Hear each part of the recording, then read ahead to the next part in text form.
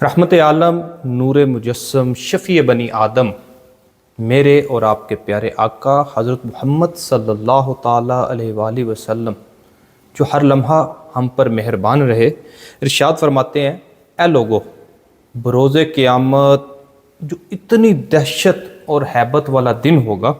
اور رب تبارک و تعالیٰ بنی آدم کے تمام حساب اس کے سامنے لائے گا، اس کی سختی اور حساب کتاب کی دہشت سے سب سے جلد نجات پانے والا شخص کون ہوگا؟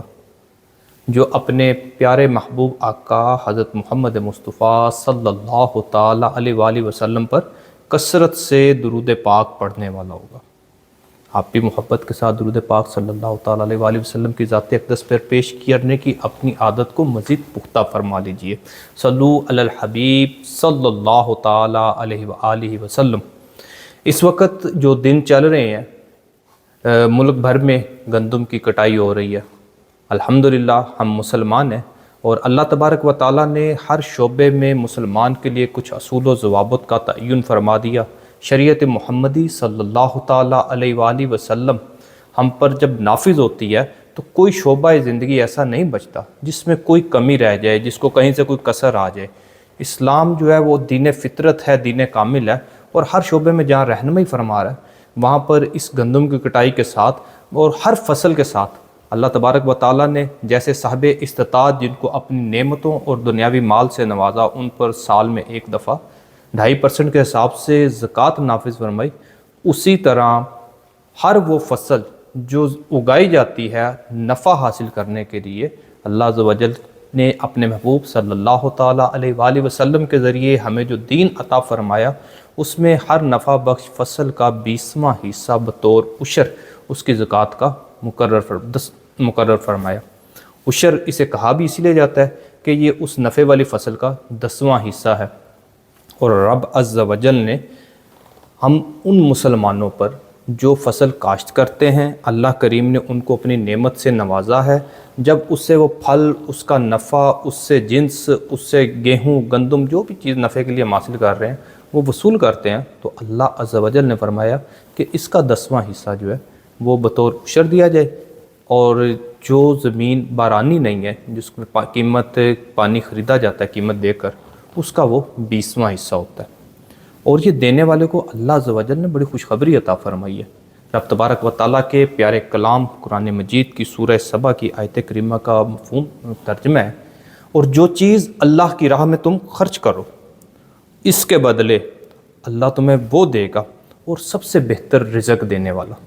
یقینی طور پہ رب عز و جل نے اسلام کو جزا و سزا کا دین بنایا ہے، اور اسی طرح خدا نہ خواستہ جو محروم رہ گئے اللہ عز و جل کی راہ میں عشر دینے سے، زکوٰۃ دینے سے، تو ان کے لیے وعدے بھی تو موجود ہیں۔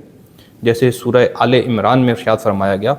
اور جو بخل کرتے ہیں اس چیز میں جو اللہ نے ان کو اپنے فضل سے دی،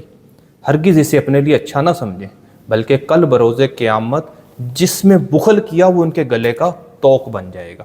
اللہ عز و جل ہمیں اپنی اطاعت کرتے ہوئے اپنی راہ میں خرچ کرنے کی اخلاص کے ساتھ توفیق عطا فرمائے۔ دیکھیں، عشر ایک دینی فریضہ تو ہے ہی ہے، لیکن اس کا معاشرے پہ بڑا زبردست معاشی فائدہ بھی ہوتا ہے۔ مثال سے سمجھ لیتے ہیں کہ ایک گاؤں ہے، ایک موضع ہے جس میں 1000 ایکڑ پر ایک فصل کاشت ہوئی ہے۔ اب گندم کا سیزن ہے، گندم کی مثال لے لیتے ہیں کہ 1000 ایکڑ گندم کاشت ہوئی ہے جہاں پر، اور اللہ تبارک و تعالیٰ کی رحمت سے یہ فصل پک گئی اور کٹائی ہو گئی، اور اس کے دانے وصول ہو گئے، گندم جنس کی صورت میں جب وصول ہو گئی ہے، اور 1000 ایکڑ میں ہم اوسطاً فی ایکڑ کی پیداوار اگر 40 من بھی شمار کر لیں کہ 40 من ایک ایکڑ سے گندم پیدا ہوئی، تو 1000 ایکڑ میں اس کی پیداوار جو ہے وہ 40,000 من ہو گئی۔ 40,000 من جب گندم پیدا ہوئی ہے، اللہ تبارک و تعالیٰ نے اپنا فضل عطا فرمایا، اس ذمہ دار کو، اس کاشتکار کو اپنی نعمت سے جو وہ بیج کھیت میں ڈال کر آیا تھا اس پہ بارش برسائی، اس نے اپنی محنت کی، اپنی انویسٹ کی، اور رب تبارک و تعالیٰ نے ایک ایک بالی جو ہے وہ اس کو 10 بالیاں اور 40 بالیاں کر کے دوبارہ لٹا دی۔ اب اس نے جو فصل حاصل کی، اللہ کے محبوب صلی اللہ تعالیٰ علیہ وآلہ وسلم نے جو اس میں سے رب عز و جل کی راہ میں خرچ کرنے کے لیے اس کا قاعدہ مقرر فرمایا، وہ 40,000 من میں سے فقط 2000 من گندم لی گئی، ہر 1000 من میں سے 50 من اور ہر 40,000 من میں سے 2000 من۔ موجودہ کم از کم قیمت بھی گندم کی اگر ہم شمار کرتے ہیں کہ 3000 روپے فی من گندم فروخت ہو رہی ہے، قیمت فروخت اس کی 3000 روپے مقرر ہوتی ہے کم از کم، تو یہ 2000 من گندم 60 لاکھ روپے مالیت کی بنتی ہے۔ ایک گاؤں جو 1000 ایکڑ پر گندم کاشت کی، اس میں سے اس نے 40,000 من گندم حاصل کی، اور اللہ عز و جل کی راہ میں صرف 2000 من گندم جب اس نے دی لوگوں کو، 60 لاکھ روپے کی یہ مالیت اس موضع اس گاؤں کے تمام غریب افراد جو مستحق زکوٰۃ تھے، جن کے پاس ذریعہ معاش مضبوط نہ تھا، جو شرعی طور پر فقیر تھے، جب ان میں تقسیم ہوگی تو آپ اس سے بخوبی اندازہ کر سکتے ہیں کہ 60 لاکھ روپے میں بآسانی وہ اپنے سال بھر کا جو نظام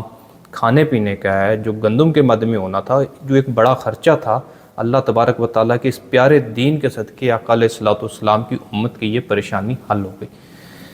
یعنی نہ فقط ایک دینی فریضہ عطا ہوا، بلکہ اس خوبصورت نظام کے ذریعے ایک معاشی استحکام بھی پیدا ہوتا ہے۔ تو اللہ تبارک و تعالیٰ سے دعا کرتے ہیں کہ رب عز و جل ہمیں اپنے احکامات پر خلوص نیت سے، جس طرح نبی رحمت صلی اللہ تعالیٰ علیہ وآلہ وسلم نے تربیت فرمائی، اس طرح عمل کرنے کی توفیق عطا فرمائے، ہمیں اپنے مسلمانوں کو مضبوط کرنے کی توفیق عطا فرمائے، اپنی راہ میں خرچ کرنے والا بنائے، اور سب سے بڑھ کر بخل کی نحوست سے محفوظ فرمائے۔ آمین بجاہ النبی الامین صلی اللہ علیہ وآلہ وسلم۔